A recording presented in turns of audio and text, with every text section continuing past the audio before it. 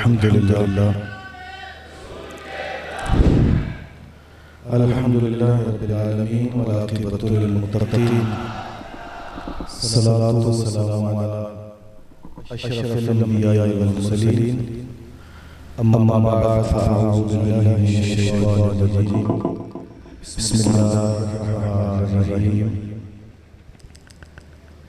قل إن كنتم تحبون الله فاتبعوني يحببكم الله ويغفر لكم ذنوبكم والله غفور رحيم صدق الله العظيم إن الله وملائكته يصلون على النبي يا أيها الذين آمنوا صلوا عليه وسلموا تسليما صلاة والسلام عليك يا رسول الله وعلى آلك وأصحابك يا سيدي يا حبيب الله صلاة والسلام عليك يا خاتم النبيين وعلى آلك وأصحابك يا إمام الأنبياء والمرسلين حمد و صلاة تعریف و توصیف اللہ جل وعلا کے لیے جو تمام جہانوں کا پالنہار ہے، بارگاہ رسالت آپ صلی اللہ علیہ وآلہ وسلم میں اپنی عقیدتوں،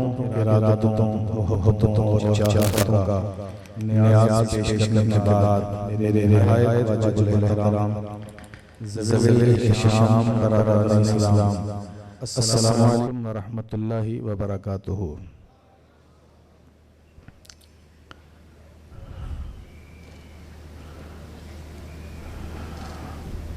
ہو نہ یہ پھول تو بلبل کا ترنم بھی نہ ہو، چمن دہر میں کلیوں کا تبسم بھی نہ ہو نہ یہ ساقی تو میں بھی نہ ہو، خم بھی نہ ہو، بزم توحید بھی دنیا میں نہ ہو، تم بھی نہ ہو، خیمہ افلاق کا استادہ اسی نام سے ہے، نبض ہستی تپش آمادہ اسی نام سے ہے۔ صدیوں قبل ربیع الاول کا مہینہ تھا، دوشنبہ کا دن تھا، صبح صادق کی ضیابار سہانی گھڑی تھی، رات کی بھیانک سیاہی چھٹ رہی تھی اور دن کا اجالا پھیل رہا تھا۔ مکے کے سردار حضرت عبد المطلب رضی اللہ تعالی عنہ کے جوان سال بیوہ بہو کی حسرت و یاس میں ڈوبے ہوئے سادہ سے مکان میں ازلی سعادتوں اور ابدی مسرتوں کا ایسا نور چمکا کہ جس کے من موہنے مکھڑے نے فقط اپنی غمزدہ ماں کو ہی سچی خوشیوں سے مسرور نہیں کیا، بلکہ ہر درد کے مارے کے لبوں پر مسکراہٹیں کھیلنے لگیں۔ اس نورانی پیکر کے جلوہ فرمانے سے صرف حضرت عبداللہ کا گھر ہی نہیں جگمگایا، بلکہ انسانیت جو صدیوں سے ہوا و ہوس کی زنجیروں میں جکڑی ہوئی کرا رہی تھی، اس انسانیت کو ہر قسم کی ذہنی، معاشی، معاشرتی غلامی سے اللہ نے رہائی کا مجدہ عطا فرما دیا، اور صرف عرب لوگوں کا ہی بخت خفتہ بیدار نہیں ہوا، بلکہ جہاں کہیں بھی مایوسیوں اور حرمہ نصیبیوں نے اپنے پنجے گاڑے تھے، وہاں امید کی کرنیں روشنی پھیلانے لگیں اور ٹوٹے ہوئے دلوں کو بہلانے لگیں۔ کائنات پہ رہنے والی دکھی انسانیت پہ میرے مالک کو رحم آیا، ترس آیا۔ وہ یتیم جو اس دھرتی پہ لوگوں کے نزدیک بوجھ بن چکا تھا، اس کے دل سے نکلنے والی چیخیں خدا کے عرش تک پہنچیں۔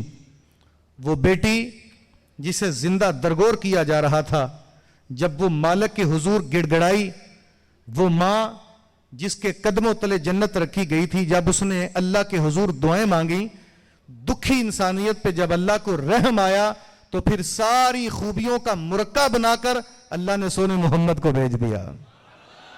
اللہ اکبر.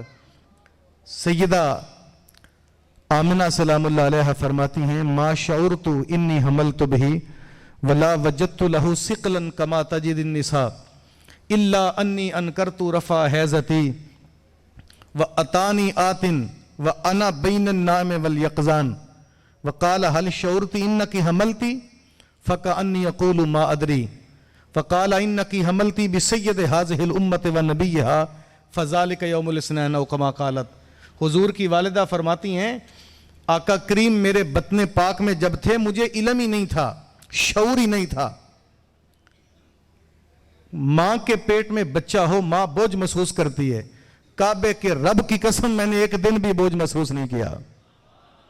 میں نیند اور بیداری کے ماں بہن تھی, ایک آنے والا آیا اور اس نے مجھے جگایا, پوچھا حل شعرت انکی حملتی, آمینہ جانتی ہو تمہارے بطن میں کچھ ہے؟ فکأنی یقول ما ادری, اللہ کی قسم میں نہیں جانتی.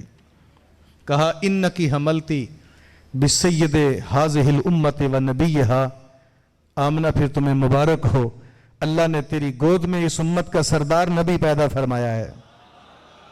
وہ پیغمبر جس کو اللہ نے اپنے نور سے پیدا کیا تھا اور وہی نور پھر پیشانی آدم میں رکھ دیا گیا انسانی اعزاز کے لیے. وہ نور آدم علیہ السلام سے پھر منتقل ہوتا ہوتا حضرت آدم علیہ السلام سے ابراہیم تک آیا. ابراہیم علیہ السلام سے وہ نور حضرت اسماعیل میں آیا, اسماعیل سے حضرت نابت میں, نابت سے حضرت یشجب میں, یشجب سے پھر حضرت یارب میں, یارب سے پھر تیرہ, تیرہ سے نحور, نحور سے عد, عد سے عدنان, عدنان سے ماد, ماد سے نزار, نزار سے مدرکہ, مدرکہ سے خزیمہ, خزیمہ سے کنانا, کنانا سے مالک, مالک سے فہر, فہر سے غالب, غالب سے لوئی, لوئی سے کعب, کعب سے مرہ, مرہ سے کلاب, کلاب سے عبد المناف, عبد المناف سے عبد الحاشم, عبد الحاشم سے حضرت عبد المطلب, عبد المطلب سے یہ نور حضرت عبداللہ میں, اور عبداللہ سے بسد انداز یکتائی بغایت شان زیبائی امی بن کر امانت آمنہ کی گود میں آئی. محمد مصطفیٰ آئے بہاروں پر بہار آئی, زمین کو چومنے جنت کی خوشبو بار بار آئی. پھر میرے کریم آقا جب کائنات میں جلوہ گر ہوئے, جیسے ہی حضور اس دنیا میں آئے, اور یار کیا ماحول تھا. میرے شیخ فرماتے ہیں حضور آئے ظلمتیں چھٹ گئیں, نور اجالا ہوا, بزم کون و مکان پر نکھار آ گیا, کائنات نکھر گئی.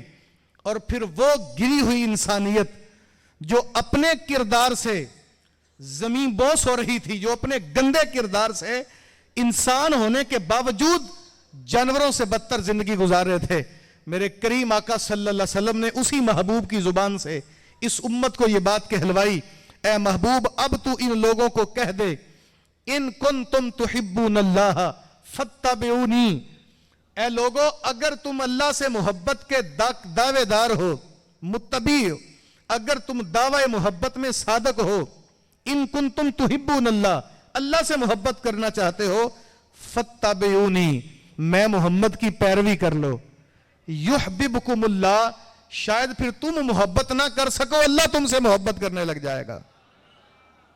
وَيَغْفِرْ لَكُمْ ذُنُوبَكُمْ, صرف محبت ہی نہیں کرے گا, اللہ تمہارے گناہوں کو بھی معاف فرما دے گا, کیونکہ واللہ غفور الرحیم, وہ بخشنہار ہے, وہ رحم کرنے والا ہے. انسان کے گناہوں کی معافی اور انسان کو اللہ تعالیٰ کی محبت میں آنے کے لیے میرے مالک نے کہا کہ اتباع رسول لازم ہے.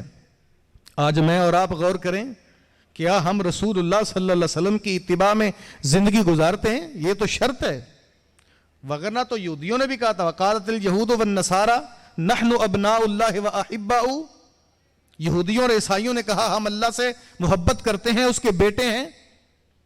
اللہ نے فرمایا محبوب ان سے کہو اگر میرے سے محبت کے دعوے دار ہو, میرے کو اپنے آپ کو میرا کچھ سمجھتے ہو, تو پھر میرے سونے محمد کی پیروی کرنے لگ جاؤ. جب تک رسول اللہ کے قدموں میں قدم نہیں رکھیں گے تب تک کامیابی ہمارا مقدر نہیں ہوگی. صحابہ نے تو آقا یار اس سے بڑی کیا بات ہے. حضرت عمر بن خطاب فرماتے ہیں میں ایک دن تورات پڑھ رہا تھا تو اچانک سے آقا کریم صلی اللہ علیہ وسلم تشریف لائے تو نبی رحمت صلی اللہ علیہ وسلم نے رخ انور پھیر لیا. میں پریشان ہوا کہ آقا کریم صلی اللہ علیہ وسلم نے رخ انور پھیر لیا, عرض کی بندہ نواز کیا ہوا؟